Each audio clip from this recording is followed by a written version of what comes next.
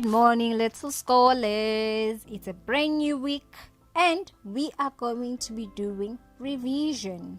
For history, we are going to be revising on some of our very interesting topics.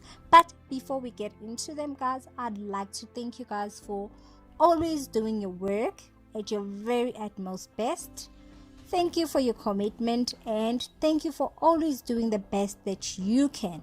So, now we are going to be revising from the world map: first farmers, first civilization, kings and war, Assyrians at war, mummies and pyramids, I know it's your favorite, then the empire of your favorite king, King Hammurabi, then lastly but not least, we will be recapping on the cities of the Indus Valley.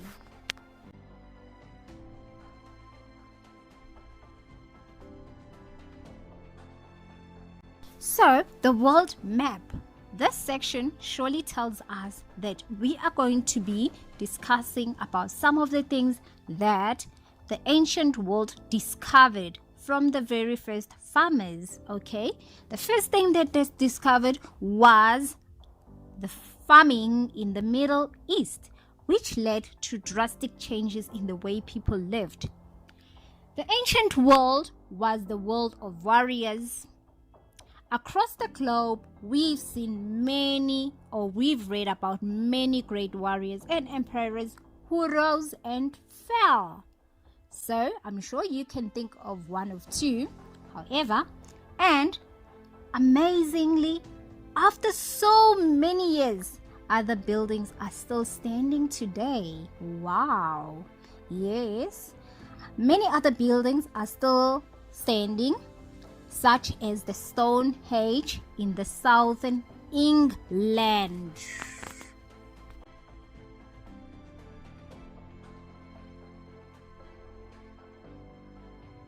Remember, like I've mentioned, life was really hard before the discovery of farming.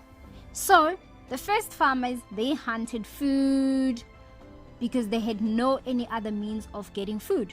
Then the discovery of farming came along. Then people started planting their own berries, crops, nuts to eat. And farming began in the Middle East, like I've mentioned from the world map introduction. Okay, so it began in the Middle East with the most fertile soil. They had the most fertile soil. That's why farming was put in place so that people are able to grow their own crops. And what else made the people that they could possibly plant things there? The weather. The weather was wetter and hotter, so the plants could grow more easily, because in order to grow something, you need fertile soil, you need water, and mostly you need the sun. Then people did not need to travel around the world anymore to hunt for food, because then they started to grow their own crops.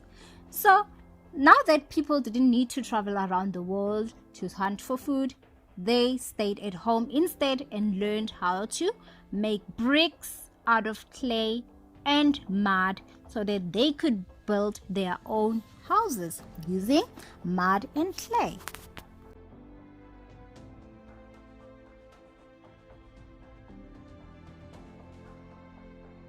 Nile River.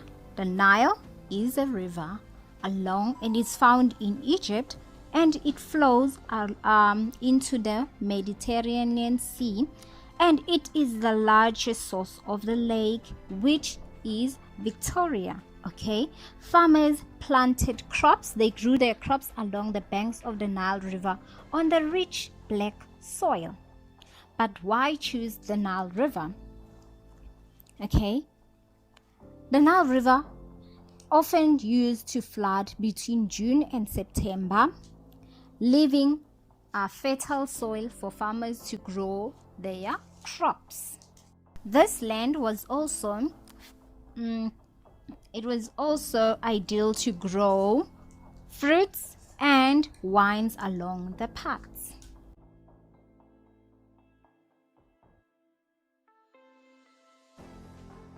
now the people were able to grow their own crops. People started to develop new skills such as making houses out of clay and mud. Then the first civilization took place. It came into power, whereby in about 3200 BC, the earliest civilization developed in the Southwest Asia. Wow. Who lived there? The Sumerians. They came in and settled there. Why would they leave any other places in the world to come settle in the southern West Asia? Simply because they came there to settle in because their land was good for farming. Yes, I've mentioned it in the first farmers that the land was good for farming. Then in about 5000 BC, farmers settled in the wide valley between the Tigris and the Euphrates rivers. This was later known as the Mesopotamian. What does that word mean, teacher? It means that a land between two rivers. Mesopotamia means the land between two rivers.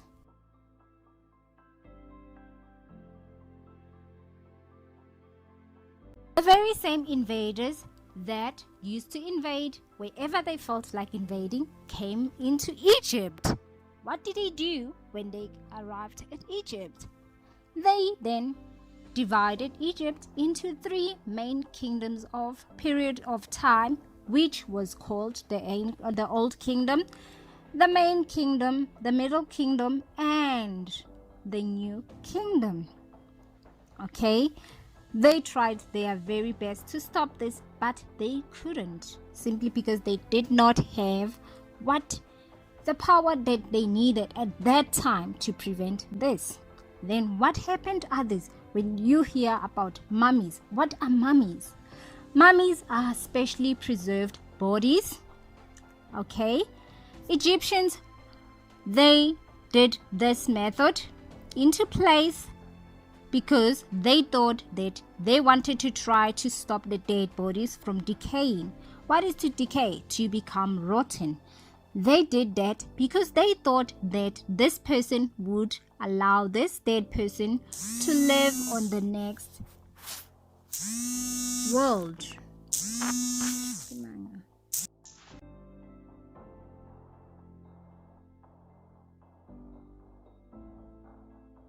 Kings and war. What comes to mind when you think of kings, when you hear of kings and war? Kings, it means nobleman who has authority. War means battle. This city was ruled by noble men, people who has authority. In many times of war, they chose a leader who ruled until the war was over. As the war was frequent, the leaders ruled longer. Then it was ruled by a king named Sargon of Akkad. The land near Sama. He comes from a land near Sama. He was a skilled man who had control of a huge army. Okay, he ruled most of Sama.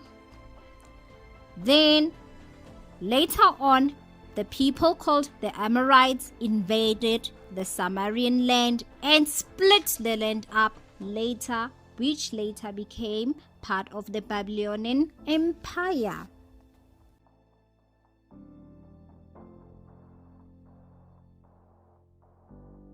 Empire of Hammurabi.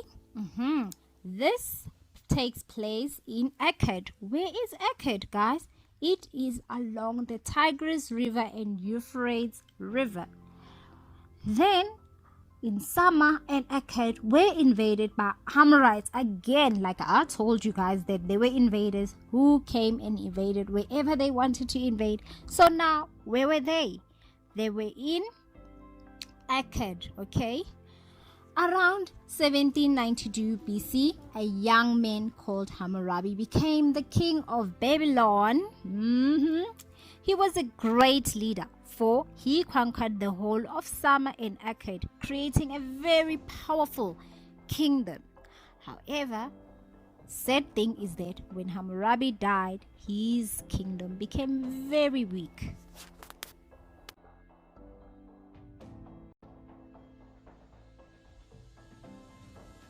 Assyrians at war.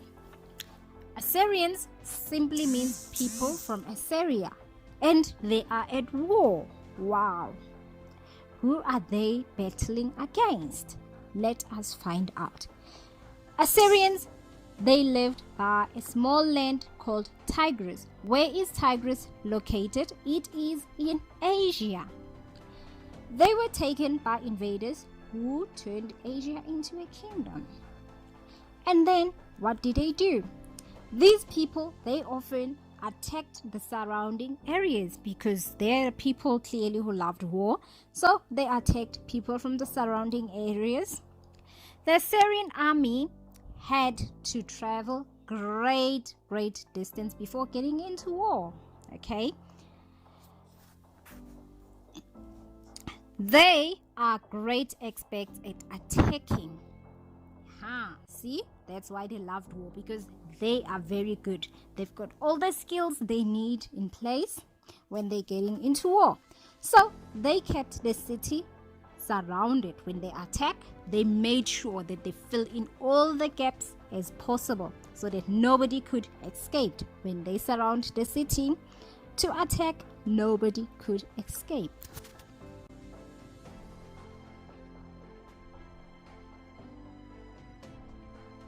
Finally, we are at the cities of the Indus Valley. But where is the Indus Valley located? This land or valley was located at Harappa, between the Harappa and the Mohenjo-daro city. So this land was very good for farming, and the river was always flooded. Every single year the river was flooded, like I've mentioned. If you want to grow plants, you need fertile soil, you need all the water, you need water, moist land in order for your plants to grow. So they used the flooded water to grow more food. So they did not need to travel or to put into much effort into growing their plants. They only needed the flooded water, of the river. Then the farmers of the Mohenjo-daro had to give part of their crop to the city, like as a part of every crop that they received to the city. The farmers of the Indus Valley were the very first people to grow cotton and weave it into cloth. Wow.